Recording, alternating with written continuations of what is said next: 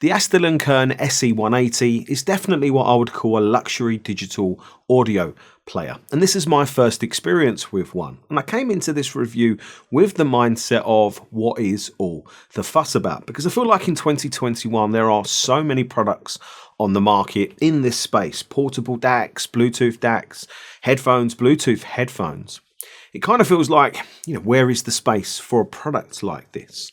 And most of the products on the market will work off of one of these, a smartphone. This is a Samsung Galaxy S21 Ultra, and it's an amazing device with an amazing screen that's crazy powerful, responsive, and brilliant to use. And it costs less than the Astell&Kern SE180, which costs £1,399. And with the power of the smartphone and all the accessories that you can add to it, again, it feels like, where is the space? Where is the market? Who is this for? Who is the Astell&Kern portable luxury digital audio player actually for? And I can make this a very short review for you. If you have the money and want a flexible, very lovely made audio playback device that you can link to and from other devices, play stored music or streamed music from the cloud via Wi-Fi, that is very good sounding and customizable with enough amplifier quality and power to drive some very nice headphones, well then you can happily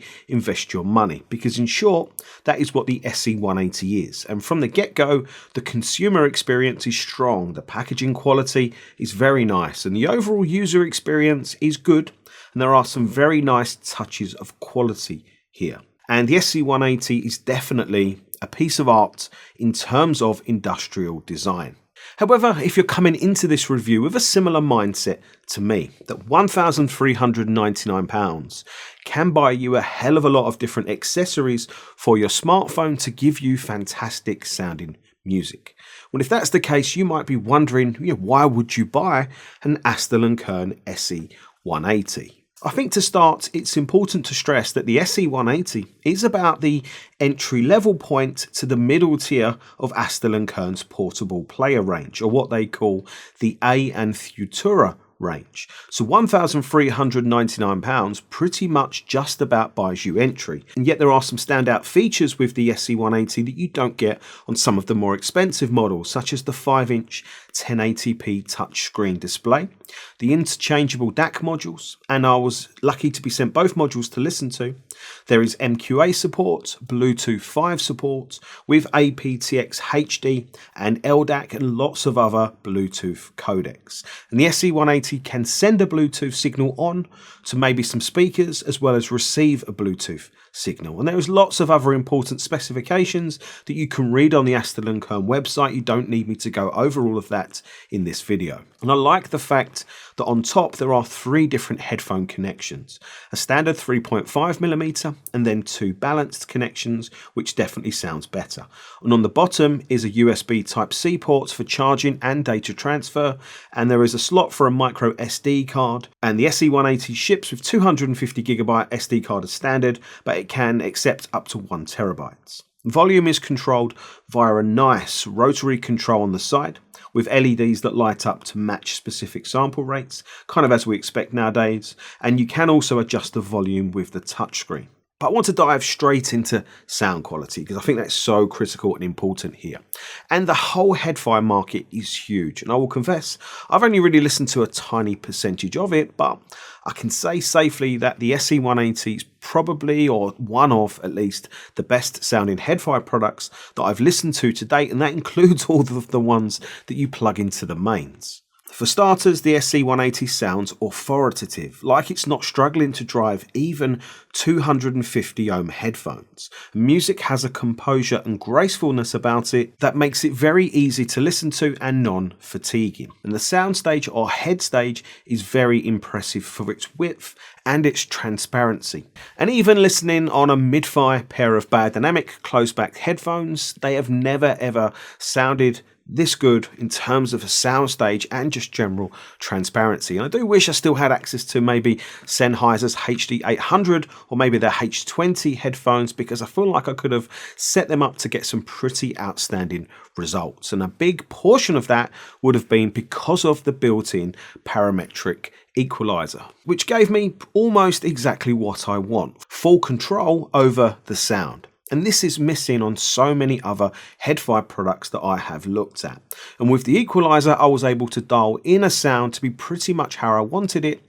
However, there are a few things to consider here, such as when you engage the equaliser, the overall volume of the SE180 reduces, which is only really an issue if you are trying to drive maybe some crazy demanding headphones. As I say, with 250 ohm headphones, there was plenty of power available, so all I did to compensate for this was just turn the volume up more. I think the second thing that's really important here is that you can change the sound more with the equaliser than you will get from changing the DAC modules. And the equalisers built in and included are essentially free. So I just want to stress the importance of this and how useful it can be. But I can't help but feel there is an opportunity missed here to incorporate a system like DAC HD, or really DAC Live version for headphones, because I feel like that could really unlock, another level of sound quality for audiophiles, using the sound quality and power of a device like an Astell&Kern with the equalization power of a system like DAC,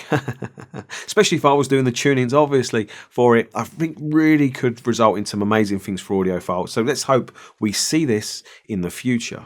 But even as it is, I've got to say I really liked how the SE180 sounds, but I think I preferred it with the SEM2 DAC module. The SEM1 module, or the included module, is based on an ESS Sabre 9038 Pro DAC chip, and its sound I think a lot of audiophiles will like because it's neutral. It's clean, it's precise, it's clear, it's very on point and accurate sounding. A bit leaner in the bass and a bit more up front or forward in the upper mids and treble, which is a neutral sound. And comparing to the SEM2, which is a dual AKM AK 4497 EQ DAC array, the sound at first is a little less impressive, but you soon hear a more full and rounded sound, and the upper mids and treble are a bit recessed, so it's a warmer and deeper, more sultry listen. And I think I preferred it just because it's a more, what I would class anyway, as a more musically engaging listen. But what about a comparison? How does the SE180 sound streaming music from Qobuz compared to, say, my smartphone feeding into a Chord Electronics Mojo? With no equalization, the SE180 sounded clearer, crisper, with better transient detail and a bit more open. But the Mojo sounded more full and ballsy, even if a bit more set back. But once I engaged my equalization, the SE180 sounded more tonally saturated and was able to better the Mojo in every area, size of sound especially. And the Mojo, it costs what, £399, so about 1/4 of what the SE180 does. And I'm sure some of you will be asking, why didn't I compare it to the Chord Hugo 2? Well, there's a simple answer, I don't have one. But here is the kicker: for usability of Qobuz, my phone was by far the better experience. Just to explain, the SE180 works essentially the same as a phone. You install apps and run them.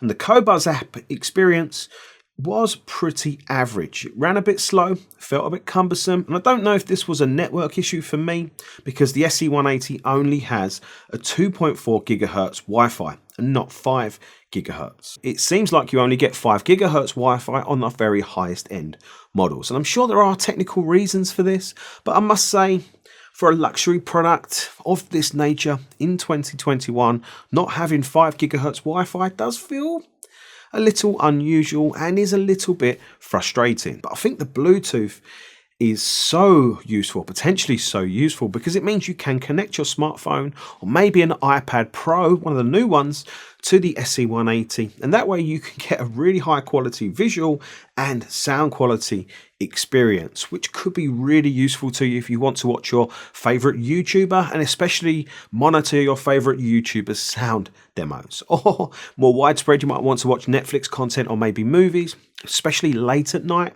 You can do so without waking the kids, waking the wife, with really high quality sound and video experience. Or maybe you want to take this setup away with you on holiday, or maybe it goes with you on work trips. I think the flexibility of this is so critical and important, and it really extends the use case of the SE180 so much further than just listening to music. And of course you can connect your phone or tablet to the SE180 with a cable, or maybe connect your computer or laptop to it, and then you have a very nice, very compact desktop headphone setup, high-end one as well. And then you can stick the SE180 in your pocket and carry on listening to it on your way to work. Although the SE180 is quite large, it's not large smartphone footprint large, but it is very thick and quite heavy. It's also not very comfortable to hold in your hands. Those sharp lines look very nice, but they are a little uncomfortable to hold. And before I summarize the review, I want to quickly mention I was also sent some Astell&Kern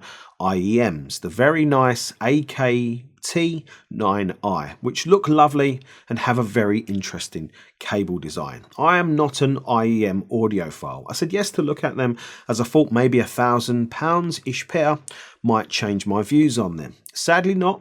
But I can say if you can get a good ear tip seal, and you can obviously get them comfortable, and there are a lot of different sizes of ear tips included, then they sound very good actually. Nice and solid with good bass, good substance, and they are very clean and clear sounding. IEMs are just not my thing for personal reasons. I think to summarize, I started the review asking the question, what is all the fuss about? Because I just couldn't see this type of products being for me, and I wondered who is it really for. And there has been a few things that have frustrated me with the SE180, but when I put music on, or actually any sound on for that matter, with my equalization, I've just really enjoyed listening to it. And I get it now. I totally get it, because I feel like in the HeadFi market, or HeadFi audiophile enthusiasts will be looking to put together a system very similar to a hi-fi system. So you need a source, you need a DAC, you need an amplifier, and all the accessories and other bits and pieces that go with it. And I feel like Astell&Kern are trying to create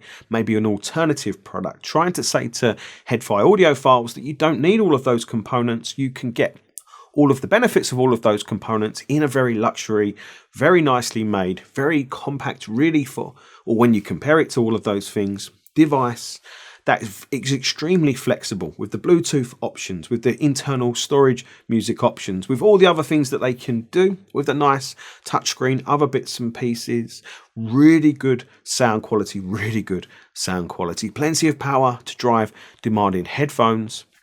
So I feel like I get it now. Astell&Kern are trying to make a kind of do it all product, do it all, and one that you can take with you that's performing to a high level. And when I consider all of that, yeah, a few niggles aside, call me converted, because I didn't think I would want a product like this, but now I've lived with it for a little bit. I think I really want one. And yes, it's not going to do everything as good as my phone. The screen's not as good, it's not as fast, and it's not as responsive. So in that regards, it feels a little bit disappointing, but I don't think you'll be disappointed with it, because it's not your phone. It is your flexible, portable HeadFi setup. And again, as a result, purely because of the sound quality and just how lovely it is, call me converted. I hope you enjoyed this review. I hope you found it useful and helpful. If you did, smash the thumbs up button, and obviously subscribe to the Pursuit of Perfect System YouTube channel if you haven't already. Of course you have. I'll be seeing you soon. Thanks for watching. Take care. Bye.